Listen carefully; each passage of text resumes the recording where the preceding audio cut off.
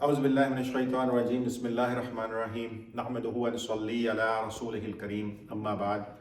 We just recited Surah Waqia, and I couldn't stop myself for recording this video because the beauty of Surah Waqia is so great that as a normal human we cannot comprehend everything in it.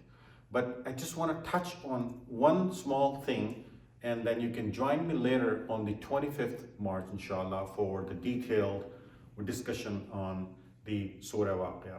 So when Allah subhanahu wa ta'ala starts the Surah Waqia, it says, إِذَا وَقَعَتِ الْوَاقِيَةِ, and Allah is talking about the last day, the judgment day, the Qiyamah, that when it is gonna happen.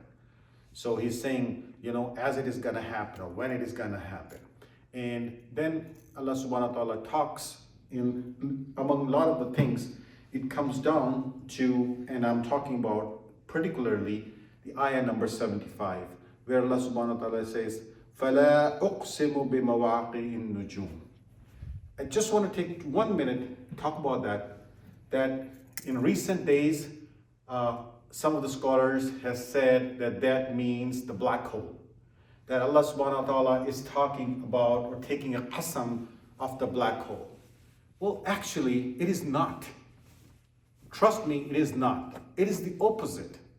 And I will prove it to you why it is opposite. It is Allah subhanahu wa ta'ala talking about the birth of a star. Bimawaqi, the word waqa'a, waqaf, and ayn. This is the root word. That means happening. And even it comes as fall some places, but fall does not mean disappearing. So happening, as it starts from the beginning of the surah, the same word waqa'atil waqia means the one who's going to be happening. The same word bimawaqi is the same root word. When the star is going to happen. The happening part describes the birth of a star. How a star borns. A star borns when a nebula is created. What it is, it's a particles in dust cloud that comes together and creates a gravity, and that gravity brings those particles together, and a process of fusion starts, and that process brings the energy, and with that process a star is born. It's a very long process, but I'm just trying to describe it scientifically, very, very, very in a close manner. And what happens is that process, when Allah subhanahu wa ta'ala talks about later, when it says وَإِنَّهُ لَقَسْمٌ لَوْ تَعْلَمُونَ عَظِيمٌ, that in there, the birth of a star, you have a reference. And what reference is that? That the reference of the Quran. What is that reference? That the Quran is azim. And why it is azim is because إِنَّهُ لَقُرْآنٌ كَرِيمٌ فِي كِتَابٍ مَكْنُونٍ لَا يَمَسَّهُ إِلَّا الْمُطَهَّرُونَ. Put your thought into this birth of a star, nebula, the cloud, the dust particles coming together, creating gravity, something going around that. The energies, the fusion, the process of fusion is starting. In the same way, Allah subhanahu wa ta'ala described the process of Quran. This is the process of Quran, that how Quran came together, brings the people together. Allah subhanahu wa ta'ala have put the ilm together in the Quran. That ilm brings and creates a gravity. When you read it, you get attracted to it. It creates the system. Same way the star, when it's born, after the birth, it creates the system. It's not a black hole. Black hole is a negative term. Black hole eats up a star, takes away the energy. It's a whole different debate. I have studied physics, and I know the difference, and I have studied in astrophysics in a depth. Anyway, so this process ends where Allah subhanahu wa ta'ala says, Tanzilum mir Rabbil Alameen. The process of the Quran, putting together, bring it and sending it down, is just like a process of what? Of birth of a star. This is how it says, فَلَا أُقْسِمُ بِمَوَاقِعِ النُّجُومِ.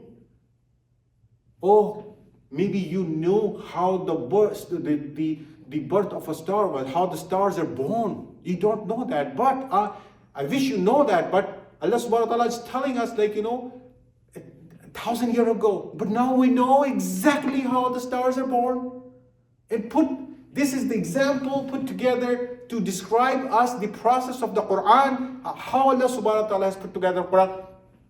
And one more thing we also recited before that is Surah Rahman. Ar-Rahman, Allama al-Quran, خلق الإنسان, علمه البيان, الشمس والقمر بحسبان. All these coming up in what? All this is coming up what? In an order, right? But Allah says, like, إِنَّ أَنزَلْنَاهُ فِي لَيْلَةِ الْقَدْرِ. We look at it that Allah subhanahu wa ta'ala has sent down the Quran on what? Laylatul Qadr. But Allah is saying, Ar-Rahman, Allama al-Quran, Khalaq al-Insan. Means Quran was created, was put together, or was there even before Khalq. Even before there was anybody, or even insan. So what does that mean? That means the Quran was there and insan came later. Put your thought into it. It's very beautiful. When I will describe this, you will be surprised to see that how it is and why it is. What is qara'a? And what is qara'a means? And what is qara'a means Quran? Think about it as a message and a communication. Because Allah says then, I created an insan, then I taught him a bayan, communication.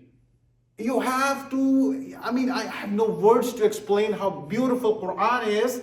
When Allah subhanahu wa ta'ala talks to us, His beauty never ends.